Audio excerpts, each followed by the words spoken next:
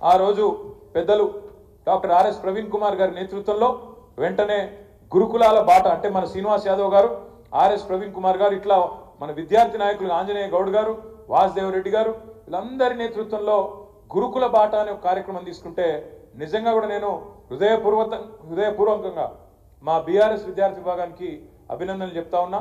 మీరు ప్రభుత్వం కళ్ళు తెరిపించింది. మీరు మొదలు కాగానే తిరుగుడు, ప్రభుత్వం కూడా ఉరుకుడు మొదలుపెట్టింది. మంత్రులు పోయినరు, కలెక్టర్లు ఉరికినరు, ఎక్కడోడక్కడ అప్పటిదాకా పత్తలేరు, అప్పటిదాకా యాదికి లేదు. ఇటు ఆర్ఎస్ ప్రవీణ్ అన్న, అటు బీఆర్ఎస్వి మొత్తం టీం కదిలే వరకు మీరు ఎక్కడోళ్ళు అక్కడ 30 జిల్లాలలో ఎక్కడికక్కడ గురుకుల బాట పట్టే వరకు అప్పుడు ప్రభుత్వం దున్నపోతు నిద్ర వదిలి బయటికి వచ్చి ఏదో చేసినట్టు 2 రోజులు డ్రామా చేశారు. మళ్ళా కాకపోతే శరామామూలు అయిపోయింది. మళ్ళా చావులు కొనసాగుతూనే ఉన్నాయి. గురుకులాల్లో పరిస్థితులు అట్లనే ఉన్నాయి. ఓ దిక్కు రైతులు, ఇంకో దిక్కు గురుకులాల్లో విద్యార్థులు, ఇంకో దిక్కు నేత కార్మికులు. ఇప్పటికీ ఈ ప్రభుత్వం వచ్చిన తర్వాత దగ్గర సంవత్సర కాలంలో 30 మంది పైచిలకు చేనేత కార్మికులు ఆత్మహత్య చేసుకున్న పరిస్థితి. ఆటో డ్రైవర్లు దాదాపు 100 మంది వాళ్ళు ఆత్మహత్య చేసుకున్నారు. ఇదే నేను కాకి లెక్కలు చెప్తలేను, గాలి లెక్కలు చెప్తలేను. ఇవన్నీ కూడా మేము అసెంబ్లీలు ఇచ్చినాం ప్రభుత్వానికి.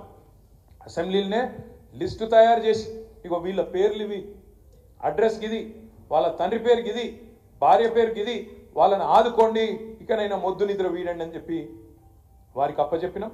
వారు కదులుతలేరు. అందుకే నేను మీతో ప్రార్థించేది, మీ అందరినీ కోరేది, కాంగ్రెస్ పార్టీ యొక్క 420 హామీలు ఏవైతున్నాయో వాటిని గుర్తు చేయవలసిన బాధ్యత, ప్రజల దగ్గరికి కాగితాన్ని తీసుకుపోయే బాధ్యత మా తమ్ముళ్ళైన విద్యార్థి విభాగం నాయకులు మీరే తీసుకోవాలని చెప్పి కోరుతా ఉన్నా.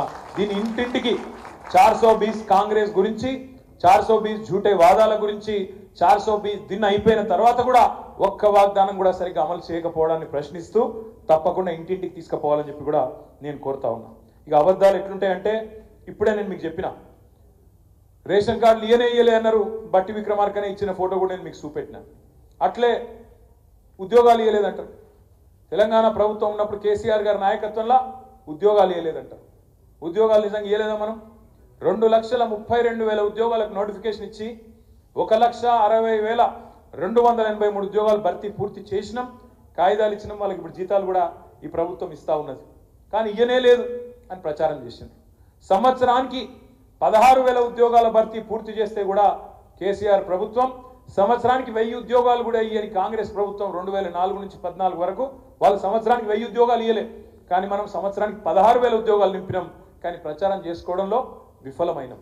కొంతమంది పిల్లల్లో పిఎస్సి పరీక్ష పేపర్ లీక్ అయిందని, ఇంకోటైందని ఆనాడు పిల్లల్ని రెచ్చగొట్టి మనకు దూరం చేసే ప్రయత్నం కూడా చేసినారు. కొంత మేరకు సక్సెస్ కూడా అయినారు. సంవత్సరంలో 2 లక్షల ఉద్యోగాలు ఇస్తామని చెప్పింది. 2 లక్షల ఉద్యోగాలు ఇస్తాం అని చెప్పి రాహుల్ గాంధీ గారు చెప్పింది. కానీ మొత్తం సంవత్సరం పూర్తయిన తర్వాత కాంగ్రెస్ ప్రభుత్వం ఇచ్చిన ఉద్యోగాల లెక్క ఏంది అని తీస్తే కేవలం 12,000 ఉద్యోగాలు కూడా దాటలేదు అనే మాట నేను మీకు విజ్ఞప్తి చేస్తా ఉన్నా.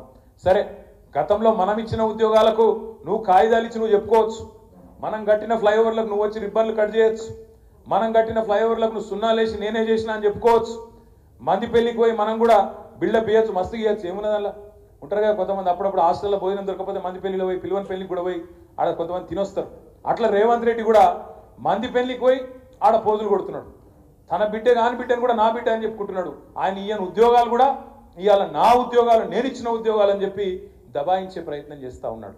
అందుకే నేను మిమ్మల్ని కోరేది, రిక్వెస్ట్ చేసేది, ఈ విషయాలు మనం సోషల్ మీడియా ద్వారా కానీ లేదా మీ కాలేజ్ సభల్లో కానీ మీ స్కూల్ సభల్లో కానీ గట్టిగా విద్యార్థులకు అర్థమయ్యే విధంగా 18 నుంచి 25 వరకు ఉన్న ఏజ్ గ్రూప్ ఏదైతుందో ఆ పిల్లలకు అర్థమయ్యే విధంగా చెప్పాల్సిన బాధ్యత మన మీదనే ఉన్నది. ఎన్ని కాలేజీలు పెట్టినాం, తెలంగాణ రాకముందు ఎన్ని కాలేజీలు ఉండే, తర్వాత ఎన్ని అయినాయి, ఎన్ని మెడికల్ కాలేజీలు ఉండే ఎన్ని అయినాయి, ఎన్ని నర్సింగ్ కాలేజీలు ఉండే ఎన్ని అయినాయి, ఎన్ని రెసిడెన్షియల్ కళాశాలలు ఉండే, పాఠశాలలు ఉండే, తర్వాత ఎన్ని అయినాయి, ఈ లెక్క అంతా కూడా చెప్పవలసిన బాధ్యత మన మీదే ఉంది. ఉద్యోగ నియామకాల్లో భారతదేశంలో ఎక్కడ లేదు.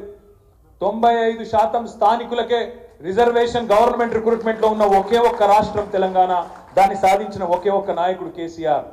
భారతదేశంలో ఏ రాష్ట్రానికి ఈ వెసులుబాటు లేదు. 95% రిజర్వేషన్ ఫర్ లోకల్స్, మిగతా 5% కూడా ఓపెన్ కేటగిరీ, అందులో కూడా మనం కొట్లాడచ్చు. ఇది ఎక్కడ లేదు భారతదేశంలో. ఏ రాష్ట్రానికి వెసులుబాటు లేదు. కొట్లాడి తెచ్చి రాష్ట్రపతి దాకా పోయి ఆనాడు ఒప్పించి మెప్పించి తీసుకొచ్చిన నాయకుడు కేసీఆర్ గారు. సరే, ఇవాళ చాలా మంది చాలా మాట్లాడతారు, చాలా మంది చాలా విషయాలు మాట్లాడుతుండొచ్చు. నాకు నిజంగా నిన్న మొన్న కొన్ని ఇక్కడ బయట అడ్వర్టైజ్మెంట్లు పెట్టిరు, అది చూస్తే ఏడవాళ్ళని నవ్వని అర్థం కాలే. వీళ్ళట ఈ సిపాయిలట పెట్టుబడులు తెచ్చిర్రట, అది చూసి మనకు కడుపులో అజీర్తి అయిందట, మనం ఏదో దాగానట. నేను రేవంత్ రెడ్డికి చెప్తున్నా, రేవంత్ రెడ్డి గారు నువ్వు తెలంగాణ ఉద్యమంలో లేవు, ఉన్నావు తెలంగాణ ఉద్యమంలో ఉన్నావు, ఎట్లున్నావు? ఉల్టా ఉన్నావు, తుపాకీ పట్టుకొని విద్యార్థుల మీదకి పోయినోడవు నువ్వు. సరే, నీ అదృష్టం బాగుంది, కभी का एक बार అడ్డిమారి గుడ్డి దెబ్బ लगता तुम बन गए, अच्छी बात है, कोई तकलीफ नहीं है.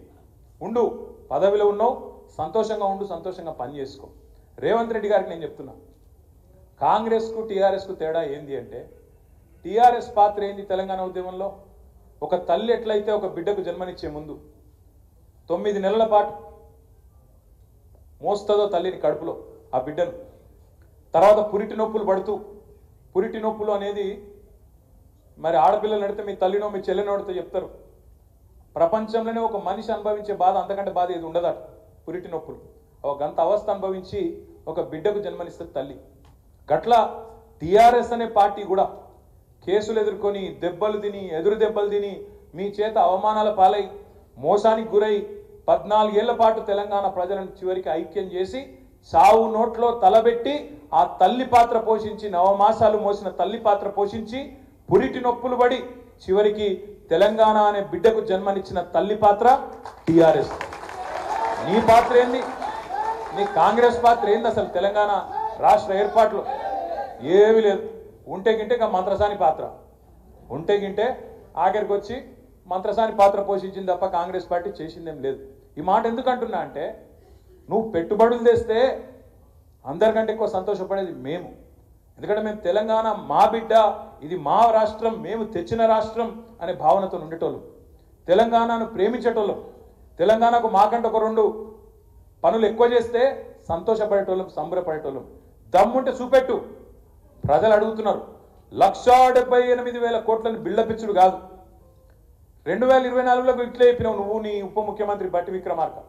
42,000 కోట్ల పెట్టుబడులు తెచ్చినాం అని గవర్నర్ ప్రసంగంలో, బడ్జెట్ ప్రసంగంలో మీరు చెప్పినారు. ఇలా ప్రజలు మీ మీద ఎందుకు అనుమానపడుతున్నారు? ఎందుకంటే నేతి బీరకాయలు నెయ్యి ఉంటుందా? నేతి బీరకాయలు నెయ్యి ఉంటుందా? మైసూరు బోండం మైసూరు ఉంటుందా? బొంబాయి రవ్వల బొంబాయి ఉంటుందా? ఉంటుందా? మరి రేవంత్ రెడ్డి 6 గ్యారెంటీల ఏమైనా దానికి గ్యారెంటీ ఉన్నదా? అందుకే ప్రజలు అనుమానపడుతున్నారు.